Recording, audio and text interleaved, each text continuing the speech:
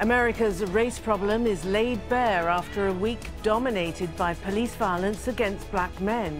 And now a targeted sniper attack on police officers in Dallas.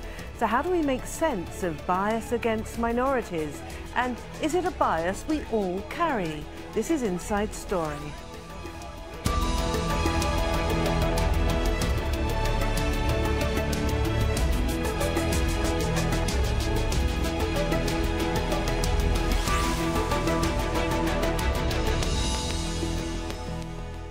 Hello and welcome to the programme. I'm Martine. Now, this week's fatal shootings by police in the US have reignited national outrage about the treatment of African Americans and highlighted once again the racial disparities in America's criminal justice system. Alton Sterling was pinned to the ground and shot at close range by police in Louisiana. A day later, in Minnesota, Philando Castile was shot by police in his car with his girlfriend and her 4-year-old daughter in the back seat. Well, that was followed by targeted shootings on police officers at a rally against police brutality in Dallas on Thursday night. 11 officers were shot, at least 5 are dead. Well, for many African Americans, it's hard not to think that, in the words of one commentator, the police killings are part of an undeclared war against blackness. I wanted everybody in the world to see what the police do and how they roll, and it's not right. It's not acceptable. These police are not here to protect and serve us. They are here to assassinate us. They are here to kill us because we are black. Well, within hours of the shooting, Minnesota Governor Mark Dayton said Philando Castile died, at least in part, because he was black. Would this have happened if those passengers, the driver and the passenger, were white? I don't think it would have. There's every indication in this case that the police response was way in excess of what the situation called for. Well, statistics show that black people in America are killed by police in disproportionate numbers. Last year, more than 1,000 people in the US died after encounters with law enforcement officials. 306 of them were black.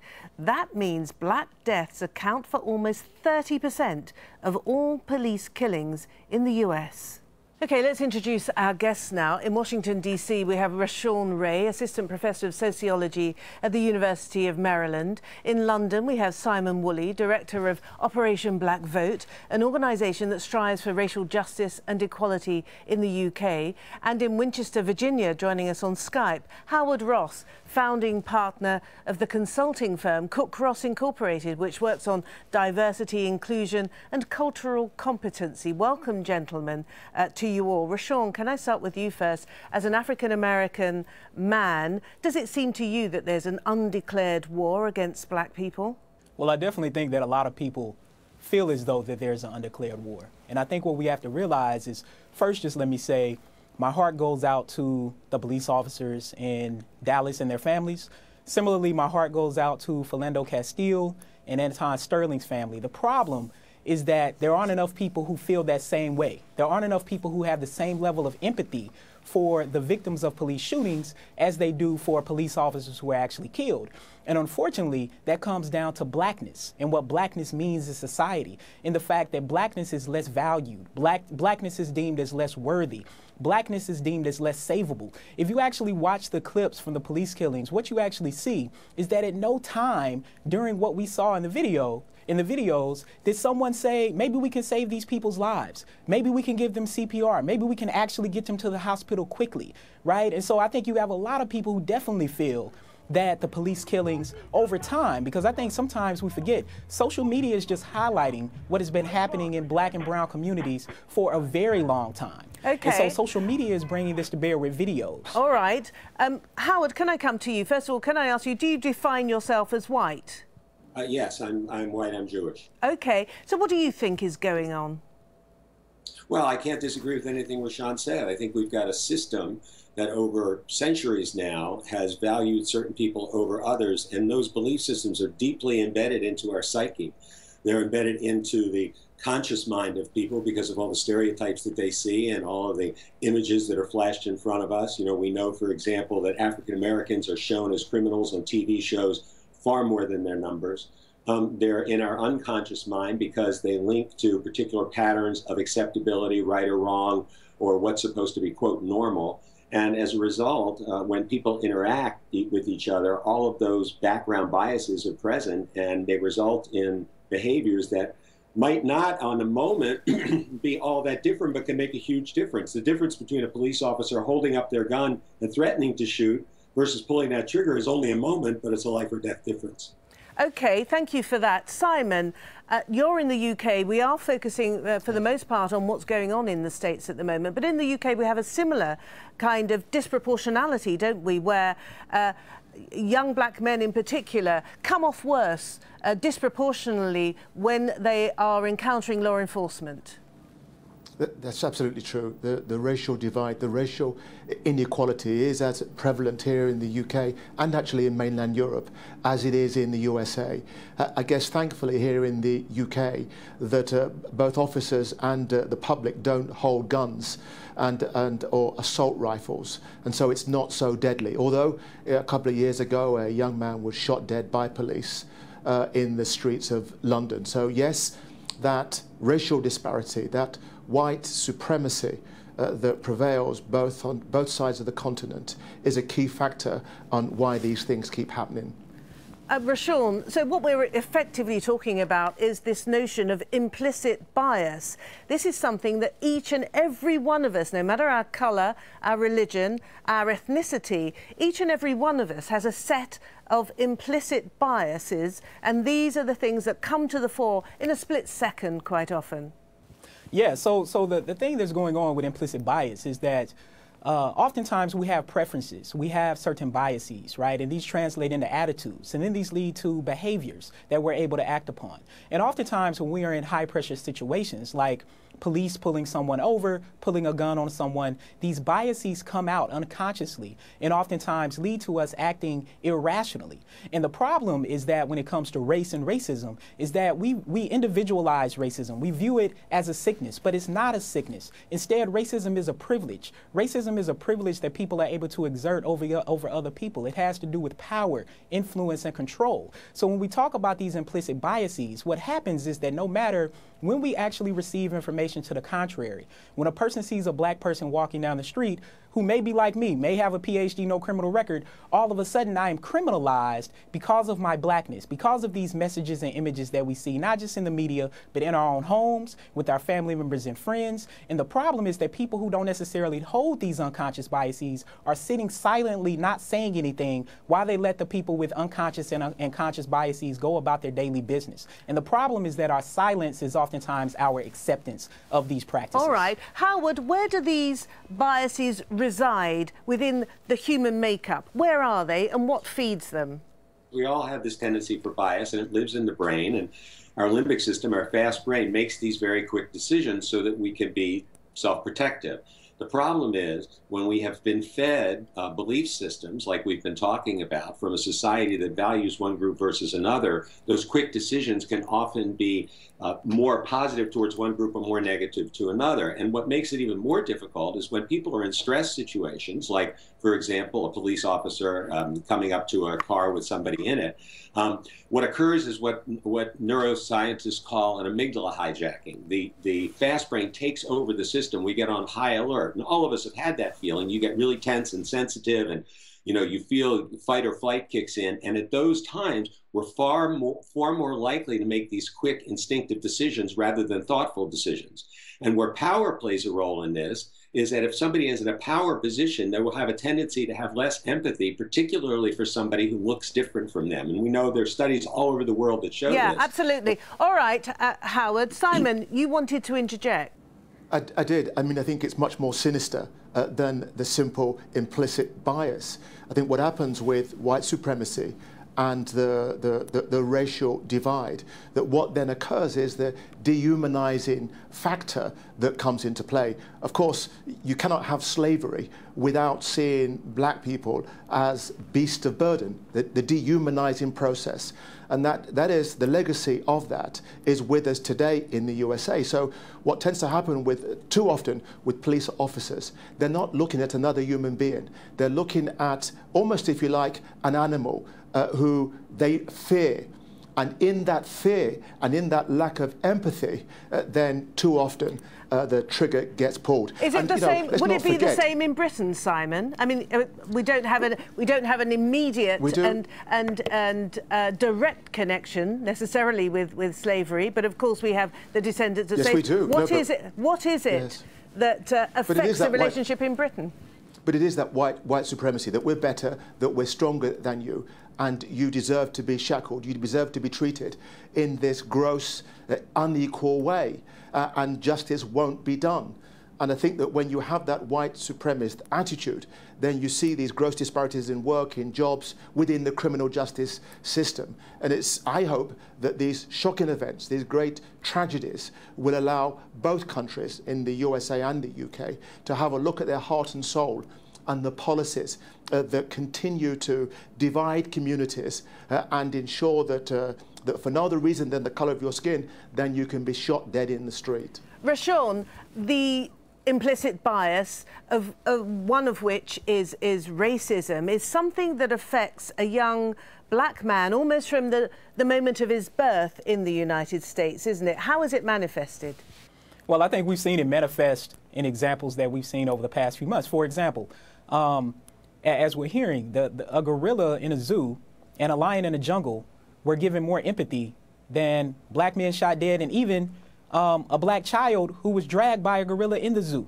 And so from a very young age, black boys and black girls as well are socialized that society doesn't necessarily care about you. And they're not just socialized in that way, they're actually shown that in terms of the way that people treat them throughout their daily lives. So they go to schools and teachers don't necessarily value them in the same way. Can I just jump in and ask you then, do black people themselves, do they imbibe the very same bias that the majority population do? Is that possible? Can black people even have those own racist impulses themselves?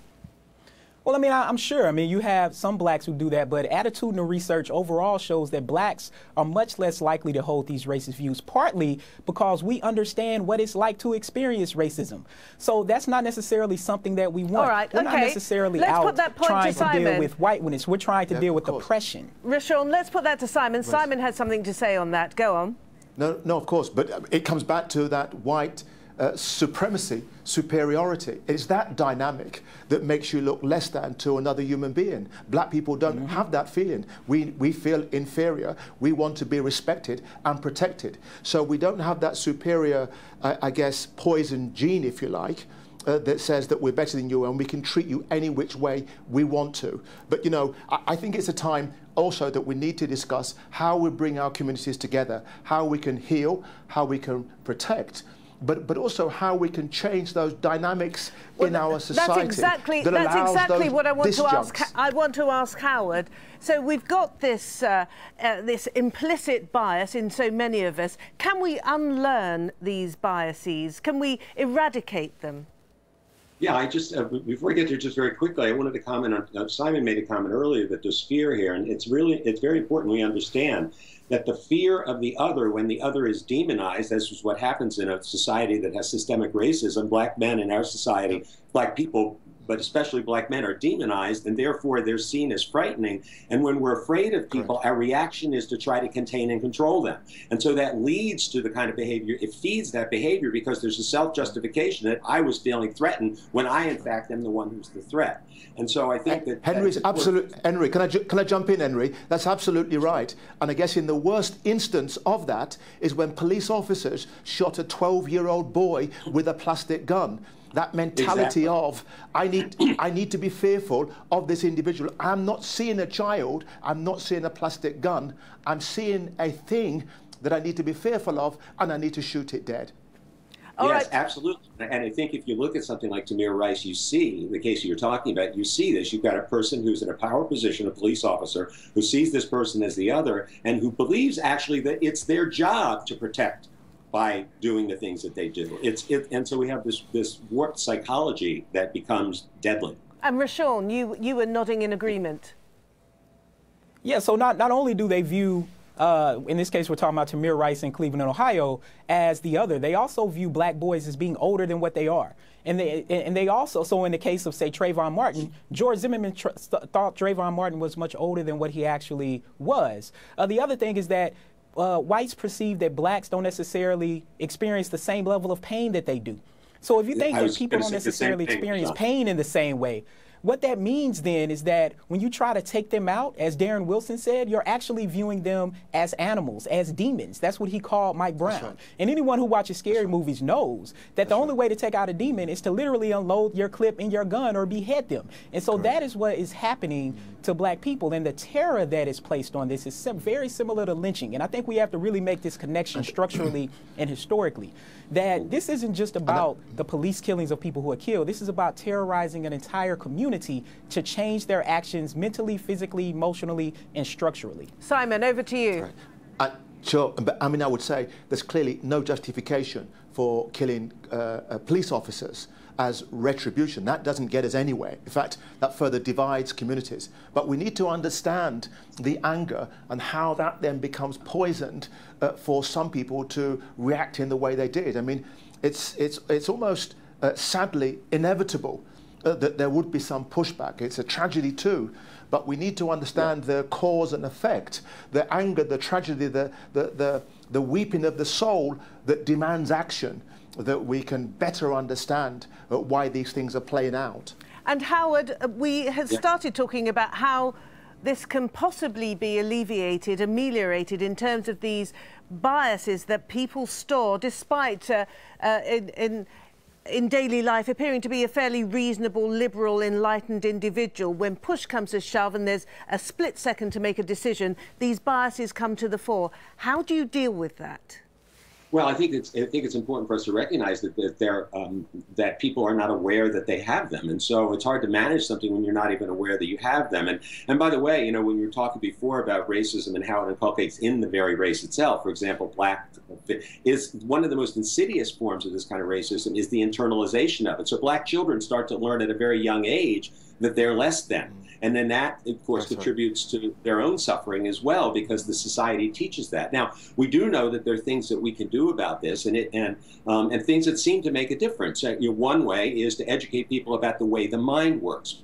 We know that a lot of kind of training that we've done historically does not work because it actually reinforces us versus them. But when we get people to understand how they're making decisions and look at it in the context of historical, societal, or organizational issues, that's one thing that can really help. The other thing that we need to do is that it's Howard. Henry, yeah, I think whilst that's critical to understand the way the mind works, at its core, it's about power. Who has power and who doesn't. I was just going to get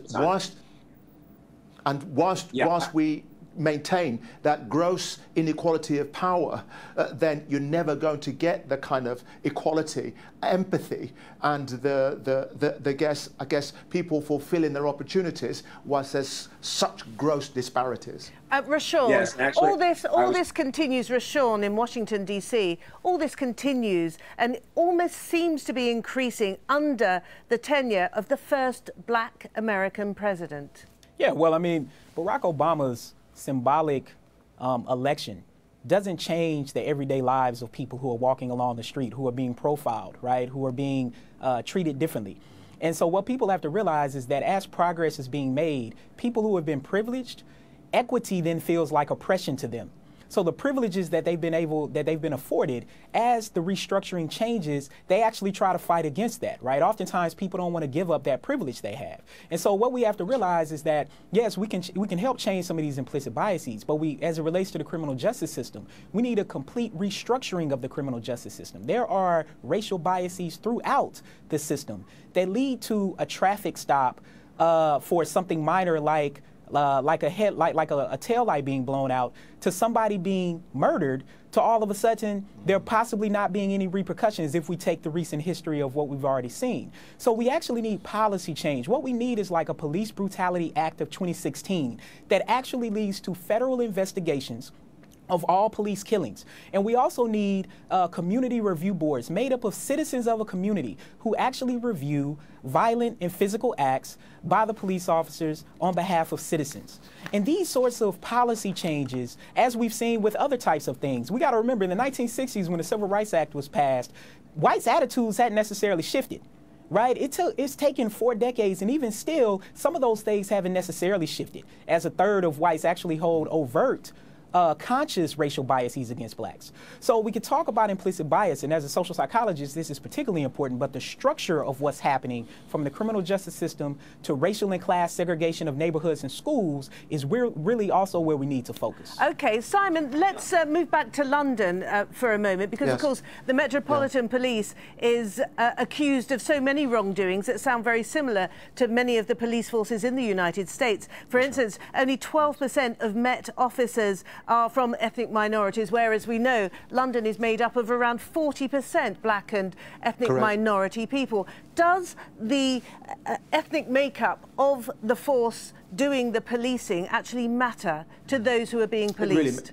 It really matters a great deal, not just the makeup, but also the understanding. If you have white officers that come from the shires outside of the inner city areas, and their only perception of black people is from the TV, which is demonized, then their interaction with them becomes heightened and problematic. So yes, you need a more representative police force and a more inclusive police force. But you also need a more inclusive society, both here and in the States, particularly in the States, where, yes, it's fantastic we have an African-American president, but some neighborhoods actually mirror the 1950s and 60s in terms of the poverty, in terms of the lack of opportunity for African Americans to even begin to fulfill their ambition. So it's clearly the criminal justice system, the police, but a more holistic look at the inequality that resides, that doesn't allow African Americans and black people here in the UK even to get to go to fulfill their ambition. All these questions collide with these tragedies that have been unfolding over the last few days. And going to Howard now, it sounds as though your job is nearly impossible. How on earth are you going to give so many people in your part of the world the kind of cultural competence that you aim to give people? We've got huge challenges. And I think, you know, getting back just very briefly to the conversation about President Obama, if you put yourself in the mindset of people who are afraid of African Americans and feel like we're losing our country to all of this wave of immigration and expansion of people of color, then President Obama's election actually intensifies that threat. It intensifies people's tendency to want to make America great again, for example. What's that? What is that code for? It means let's go back to the time when white people were in charge. And I think that it's important for us to recognize that that's the case. So we need all of the kinds of systemic changes that Simon and Rashawn were both talking about. But we also need to help people understand that this is something that's endemic to every single human being. And we believe, because of the way we've discussed this historically, that bias equals badness, that only bad people have bias. But so that when you think you're a good person with good intention, you assume that means you don't have any bias. Whereas the truth is, it can be very overt, and you can self-justify it, or it can be implicit, as we've talked about. Either way, in the case of the interaction between police officers and civilians, it can be deadly. Okay, Howard, thanks. Last word to you, Rashawn. As you're in the United States, you are an African-American man, and I understand you're a father. What do you tell your kids? How do you prepare your kids for the world that they're growing up in? You know, I mean, that's the conundrum. I mean, as a sociologist, I study race, and yet and still I struggle to have conversations with my boys about what it means to grow up black in America. The problem is that for as long as we want, parents want to preserve our child's innocence. And the problem is that these incidents are ripping away my children's innocence. For example, this morning, my 4-year-old brings me a to-go bag and said, "Daddy, these are your snacks to go talk about this morning." My 4-year-old should not have to do that. And the problem is that when we talk about statements like "Make America Great Again," for black people, there is no point in American history where things have been better. If you go back in time, everything has been worse. So that statement inherently means that we are going back, that we are reversing some of the progress that we've actually made. And so the conversations I have, this is part of the daily terror, is that my wife is worried when I go out in public if I'm wearing something, or if I'm going out late at night. We worry about where our children are going, who they have conversations with when they go to a playground, whether or not someone is going to perceive them or perceive us as doing something. And the problem is, we are black professionals with no criminal records, with children who make straight A's in school. That is the primary issue that we are dealing with. And I think sometimes people don't realize that they're working with people every day who live very, very different lives from them because of the color of their skin. Rashawn Ray, Simon Woolley and Howard Ross, thank you all very much. And as ever, thank you for watching this edition of Inside Story. You can see the programme again anytime you like by going to the website, aljazeera.com. For more discussion, if you want it, you can go to our Facebook page. That's facebook.com/AJ Inside Story. There's also the Twitter sphere. Our handle @AJ Inside Story. From me, Martine, Dennis, and the whole team here in Doha is bye for now.